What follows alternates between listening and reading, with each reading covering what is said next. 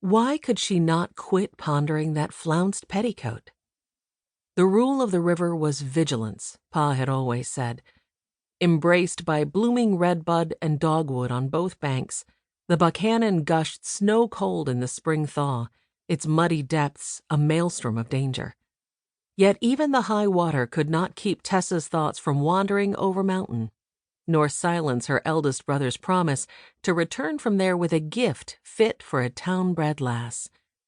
Despite the sweat that slicked her brow and the fierce tug of the queasy current, despite the swarm of insects like a white blizzard over the water's surface, or the immense catfish that was visible mid-river, her wool-gathering loomed larger than the ferrying at hand.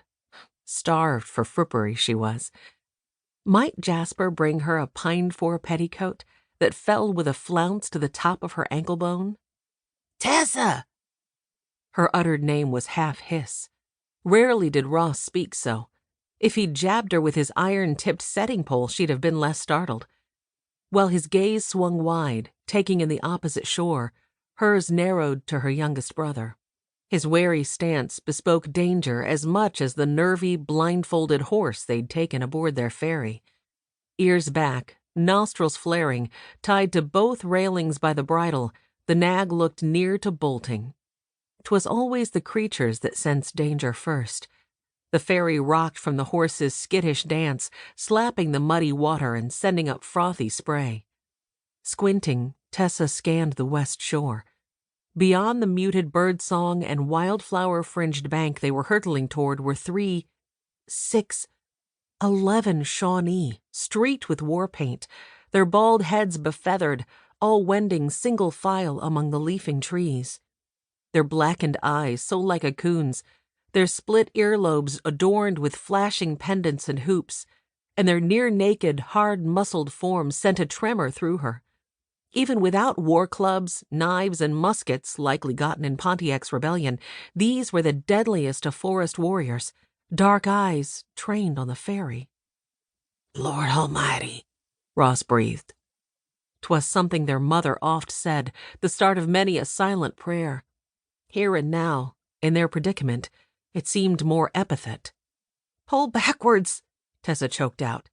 "Backwards ain't no better," Ross shot back. Jerking her head around, she saw more Indians along the riverbank they'd just left. But not Shawnee. Cherokee. Bitter enemies. At mid-river now, the blindfolded horse's owner began a slow raising of his rifle. But at whom? Which side? "Drop anchor." Tessa spat out the hasty words like rancid cider. Ross was already at work, abandoning his setting pole for the heavy, forged iron weight roped to the deck. Trapped between the Buchanan's banks, they were at the mercy of the current's ruthless tug. Any second the anchor might give way and sweep them sideways downriver. Breaking from the line of warriors to the west, the lead Indian moved to the riverbank, every muscle tensed, bow drawn.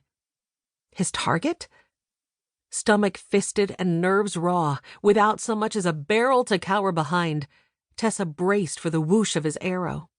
All life seemed suspended in that instant, her pining for a petticoat, a vain, trifling thing. A shrill Cherokee war whoop split the tense air at her back. Defiance pulsed in every syllable. The answer was a rapid release of 2 Shawnee arrows.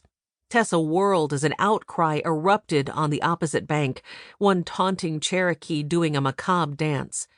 Stoic, the Shawnee reached into his fringed quiver, then drew his bow again. The whooping Cherokee fell, and his agile companions dragged him into the brush, even as the triumphant Shawnee faded into the forest. With a swollen river between them, little fighting would be done. Knees soft as candle wax, Tessa sank to the gritty deck. Slowly their foot passenger lowered his rifle.